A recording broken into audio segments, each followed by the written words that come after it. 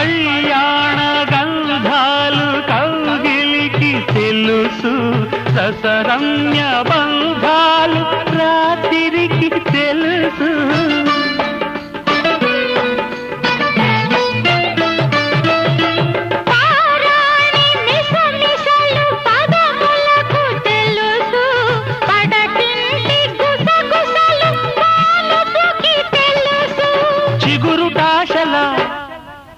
చిలిపి చేతలు పసిడి బుగ్గల పలకరింపులు పడుచు జంటకే తెలుసు.